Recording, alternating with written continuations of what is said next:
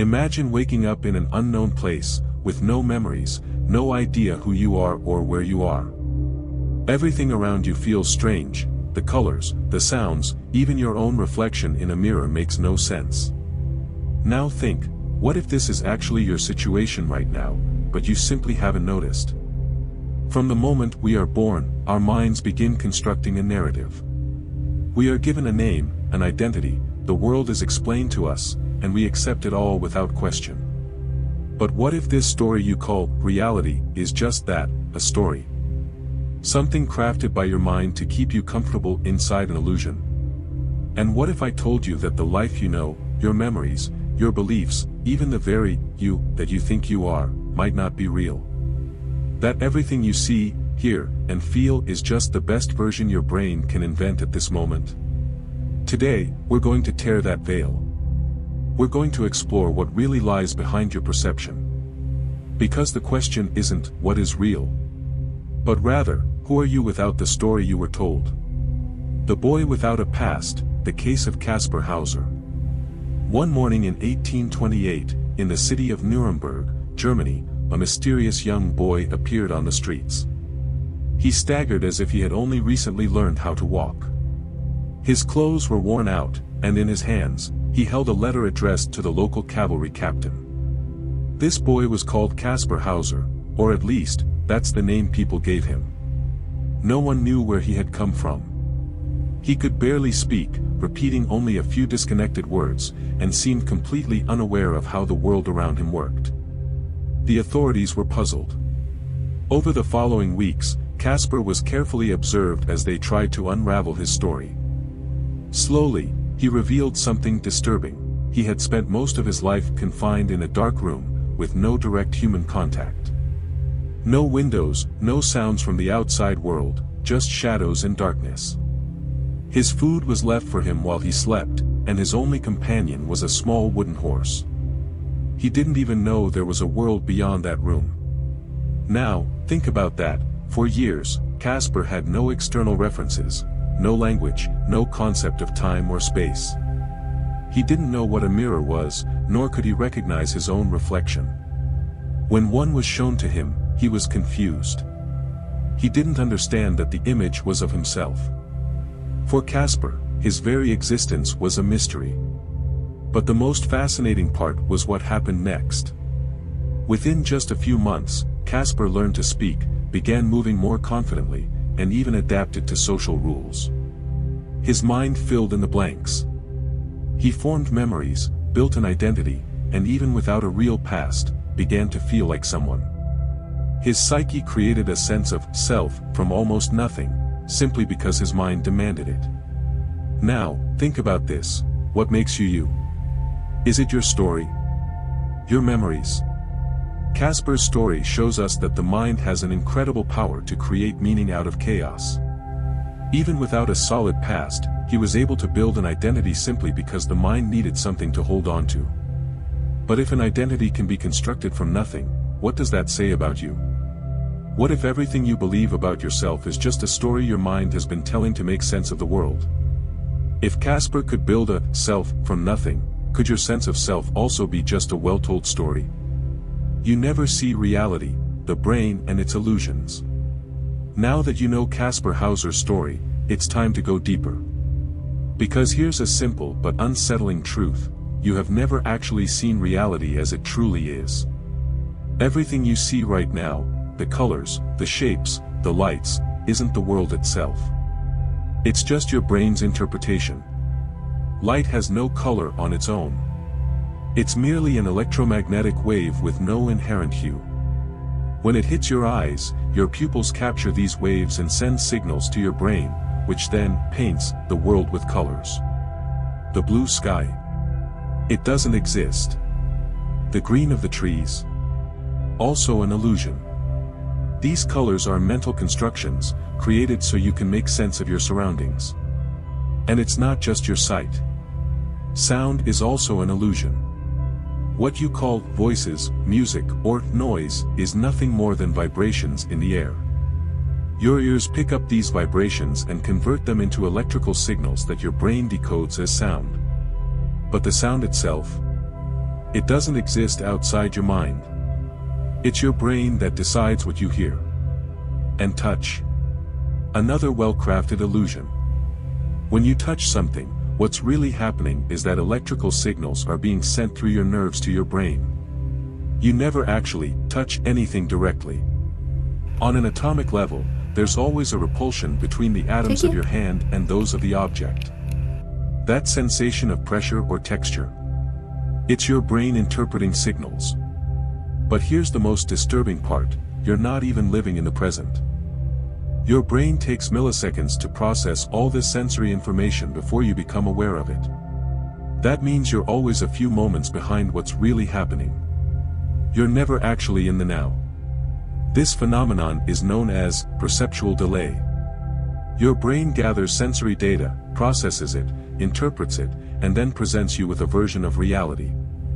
But by the time this happens, the real moment has already passed.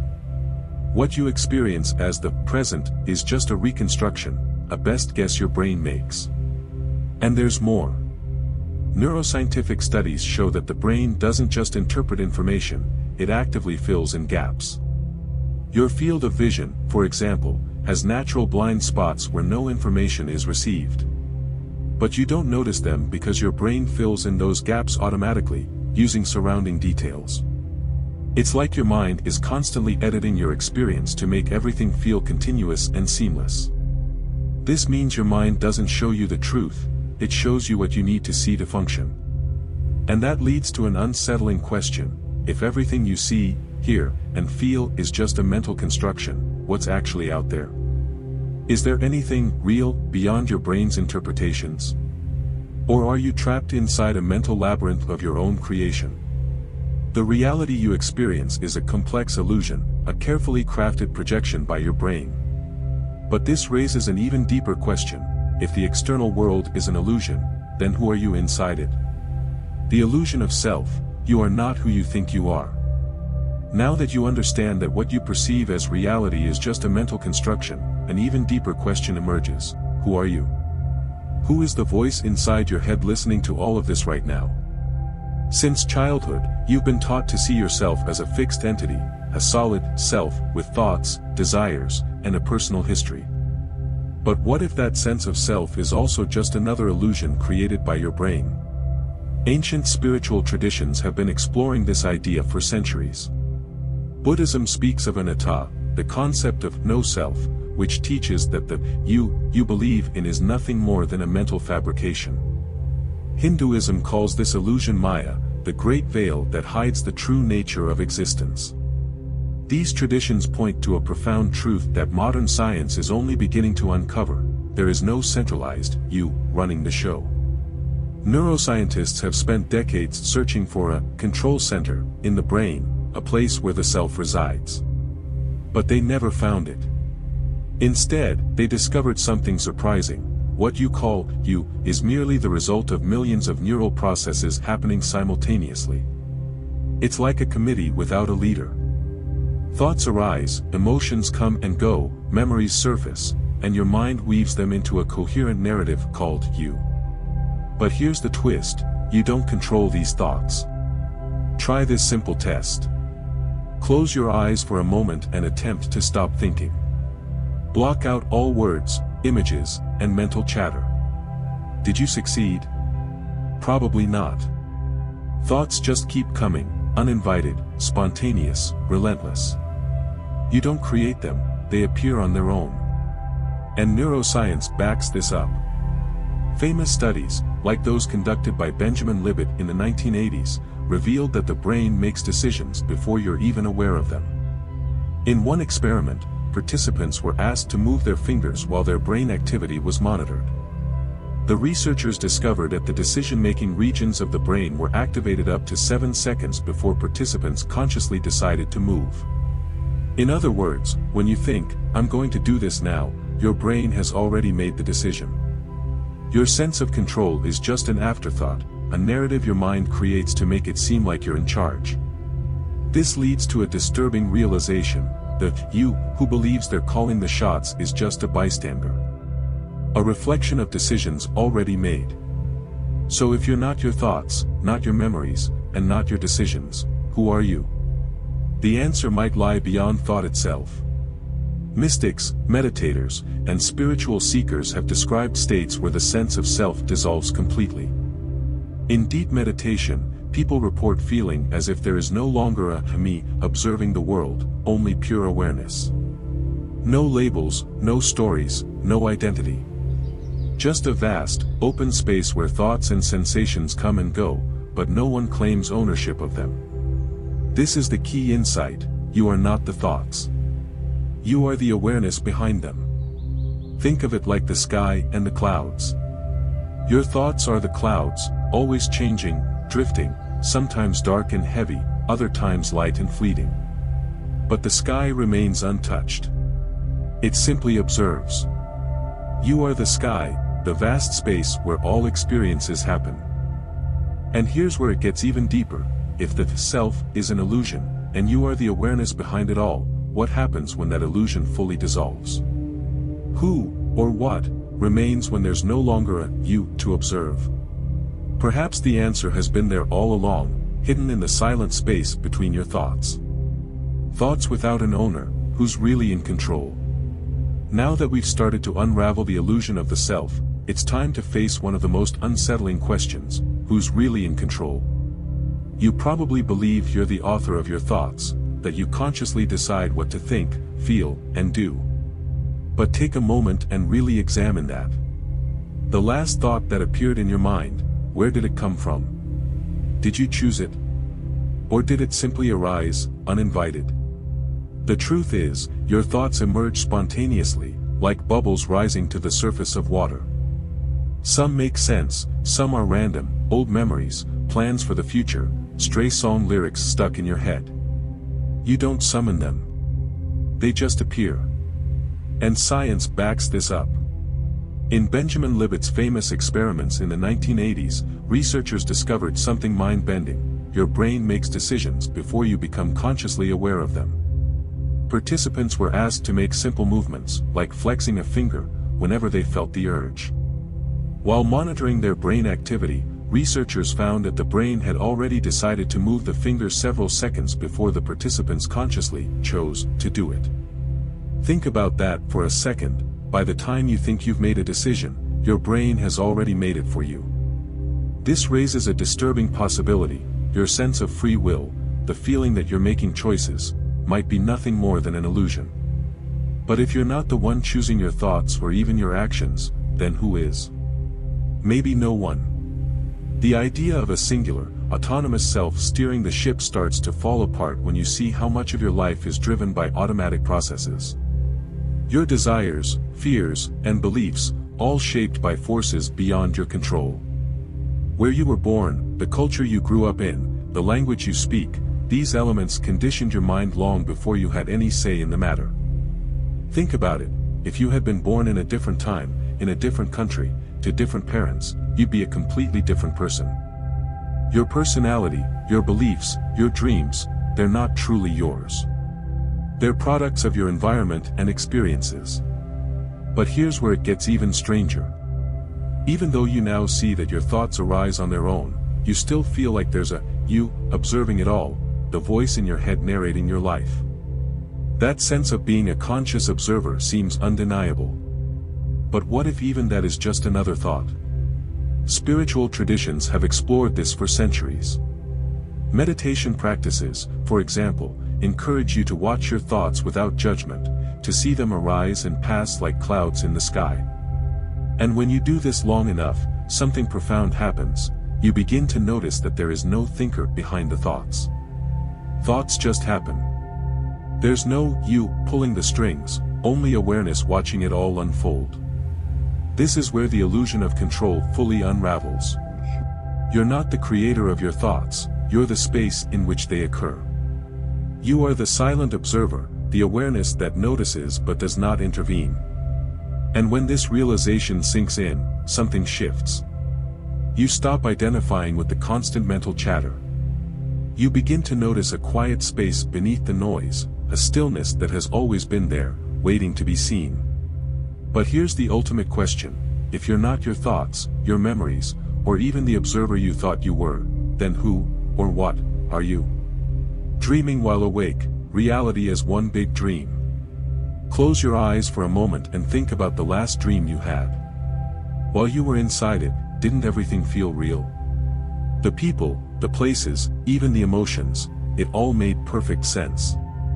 You could have been flying through the sky, talking to someone who passed away years ago, or living an impossible scenario, yet within the dream, nothing felt out of place. It was only when you woke up that you realized it had all been an illusion. But here's the question that might shake your understanding of reality: what if what you call real life isn't much different? Over 2,000 years ago, the Chinese philosopher Zhuangzi told a famous story. One night, he dreamed he was a butterfly, fluttering freely, unaware that he was Zhuangzi. But when he woke up, he wondered, am I Zhuangzi who dreamed of being a butterfly, or am I a butterfly dreaming I'm Zhuangzi? This ancient paradox asks a profound question: how can we ever be sure that we're awake right now? Modern neuroscience suggests that perhaps we can't. Studies show that your brain has the power to create entire worlds without any external input. In experiments involving hallucinations, induced through sensory deprivation, hypnosis, or psychedelic substances, people experience vivid sights, sounds, and sensations that feel just as real as waking life. The brain alone is capable of constructing fully immersive realities. So, what guarantees that your current experience isn't just another of these mental fabrications? The line between dreams and waking life is thinner than we imagine. Both are mental constructions, built from electrical signals processed by the brain. The only real difference is consistency. Dreams are chaotic and unstable, while waking life follows fixed rules, but that doesn't make it more real, just more predictable. Think about lucid dreaming, when you realize you're dreaming and gain control over the dream's events. People who have these experiences often describe how real it feels, even as they bend the dream's logic. Some even wake up wondering which experience felt more authentic, the dream or waking life. Now consider this: what if your current life is just a longer, more stable dream, one where you haven't realized you're dreaming yet? This idea echoes across various spiritual traditions. Hinduism speaks of Maya, the great illusion that veils the true nature of reality. In Buddhism, the world of appearances is compared to a fleeting dream, something that seems solid but is ultimately empty. But why would your brain create such an elaborate dream? The answer might be simple: survival. Your mind builds a coherent narrative so you can function in the world. It edits, fills in gaps, and imposes rules to keep you safe and oriented. Your reality is just the most efficient version of a dream, structured enough to help you navigate life. But what if you could wake up from it? Many people who've had profound mystical or psychedelic experiences describe something similar: a moment where the boundaries of their reality dissolve. They speak of seeing the world not as a solid, separate place, but as a fluid, interconnected field of consciousness. The self disappears, and all that remains is pure awareness. They return from these experiences with a simple, yet mind-bending realization: nothing I thought was real actually is. And that brings us to the most unsettling question of all. If life is just another dream, who's the dreamer? The edited reality, what your mind doesn't want you to see. Have you ever wondered why, despite being surrounded by millions of stimuli every second, you only notice a tiny fraction of them? The truth is, your brain isn't just interpreting reality, it's editing it.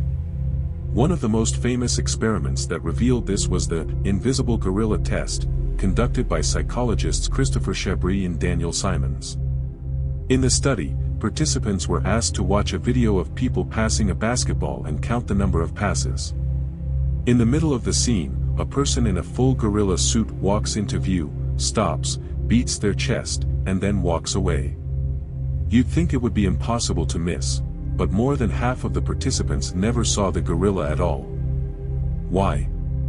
Their brains were so focused on counting passes that anything outside that task was filtered out.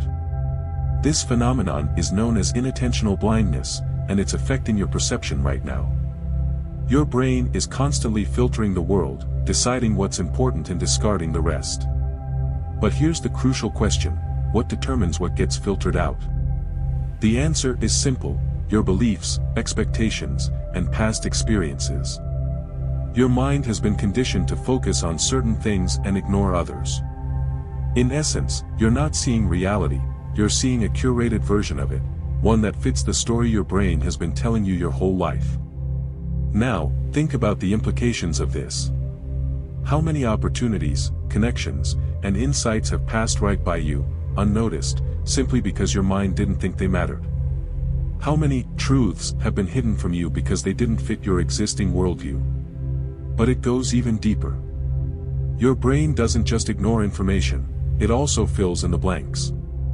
Studies in neuroscience show that your mind constantly invents details to create a seamless experience.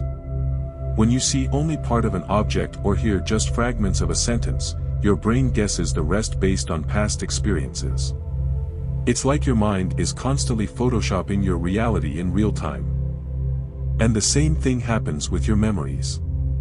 You might believe your memories are accurate records of your past, but in reality, they're reconstructions. Every time you recall a memory, your brain pieces it back together, often changing small details without you noticing. This is why eyewitness accounts can be so unreliable.